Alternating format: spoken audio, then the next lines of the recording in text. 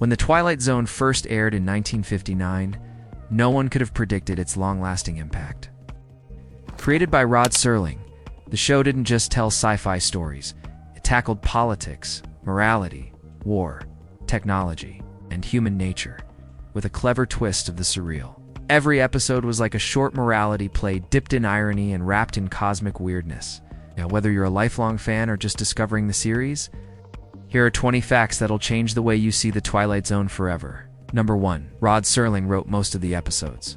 Rod Serling wasn't just the host, he was the mind behind the majority of the show. He wrote or co-wrote 92 of the 156 episodes. His voice wasn't just literal narration, it was also the philosophical core of the series. Word that Mrs. Bronson is unable to put into the hot, still, sodden air is doomed. Serling often infused his stories with personal values. Criticisms of censorship, war, and injustice topics he couldn't tackle directly on other network shows. Number 2. It was originally a failed pilot called The Time Element. Before The Twilight Zone existed, Serling wrote a teleplay called The Time Element that was rejected by CBS as a standalone pilot. Instead, it aired as part of a different anthology show, and it was so well received that it gave CBS the confidence to greenlight The Twilight Zone. That single episode laid the foundation for what was to come. Well, that's the way it goes. Number 3. Big-name stars got their start on the show. The Twilight Zone served as a career springboard for many future stars. Robert Redford appeared in Nothing in the Dark as a kind-faced figure of death. William Shatner starred in 2 episodes, including the iconic Nightmare at 20,000 Feet. Charles Bronson and Carol Burnett also made early appearances, bringing fresh talent to the eerie stories. There's a man out there. What? Look, he's crawling on... Number 4. The iconic theme song came later. The famous doo-doo-doo theme we all recognize didn't appear until Season 2. The first season featured a more traditional orchestral opening. The eerie guitar riff was composed by Marius Constant and became synonymous with otherworldly storytelling.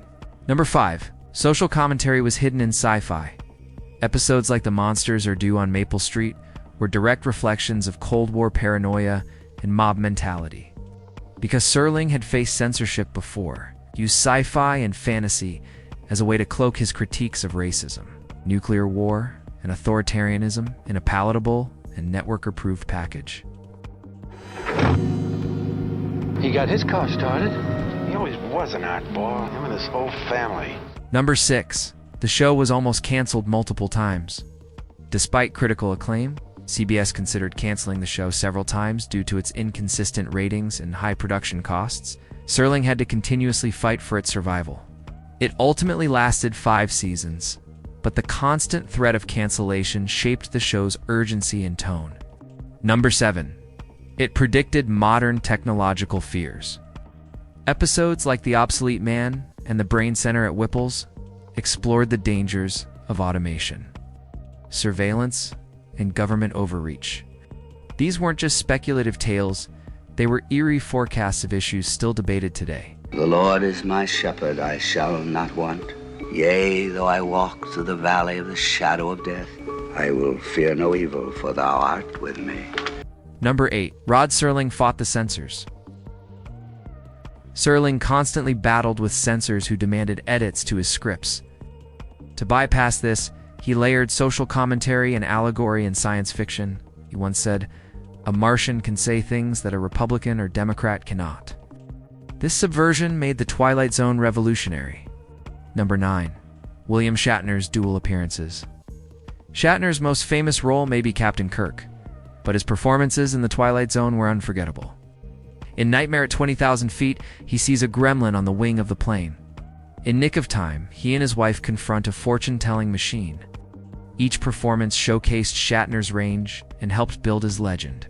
Are we going to live in the East? Are we going to live in the West? Are you just going to stay here?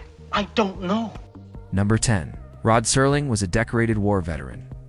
Before TV fame, Serling served in World War II as a paratrooper. His combat experience deeply impacted his worldview, instilling a sense of urgency and empathy that carried into his writing. Episodes like A Quality of Mercy and the Purple Testament directly reference the horrors of war. Number 11. It earned Emmys and changed TV's image.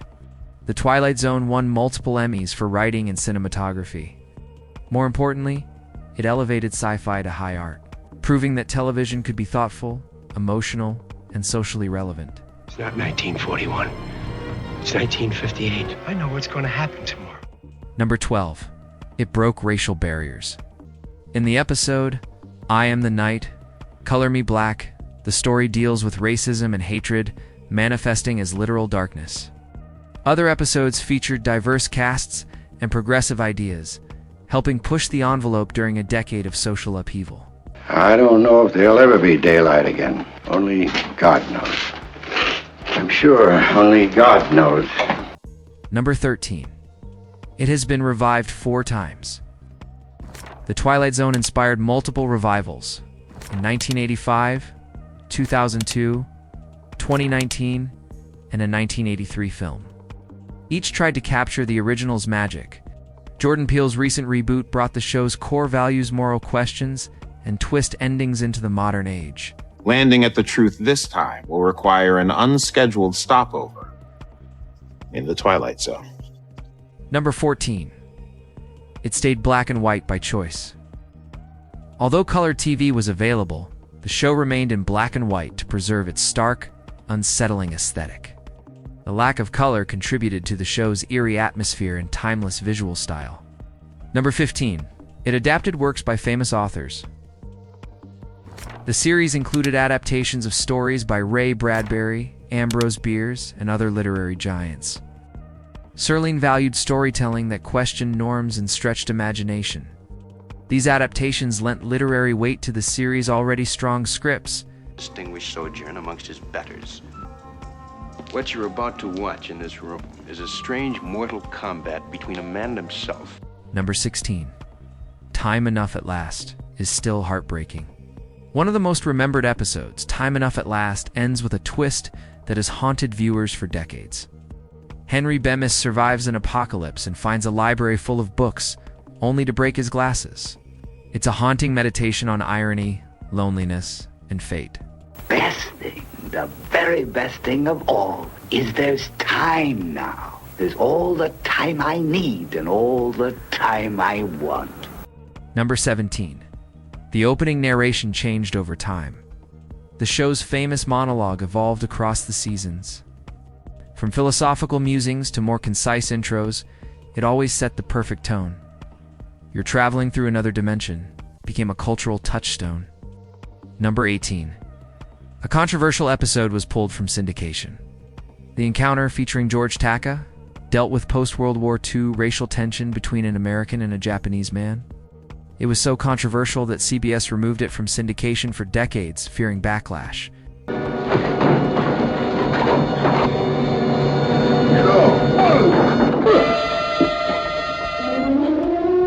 Number 19. Serling's cigarettes became iconic and deadly. Serling often appeared on camera with a cigarette, even as he introduced episodes. He was a heavy smoker, and it tragically contributed to his death at just 50 years old. His presence, voice, and writing left an enormous legacy, but his early passing was a loss for television. This cigarette, Chesterfield King, gives all the advantages of extra length and much more. Number 20. It changed TV forever. The Twilight Zone proved that television could be more than entertainment. It could be a mirror, a warning, and a form of cultural therapy. Its influence stretches across shows like Black Mirror, Stranger Things, and countless more. Its lessons, twists, and imagination continue to shape the landscape of storytelling. From shadowy corridors of imagination to timeless allegories of right and wrong, the Twilight Zone continues to captivate new generations. Whether you grew up watching reruns or just stumbled across it on streaming, its message is universal. Never underestimate the power of storytelling to challenge, inspire, and unsettle. Thanks for stepping into another dimension with us. If you enjoyed the journey, hit like, subscribe, and share your favorite Twilight Zone episode in the comments.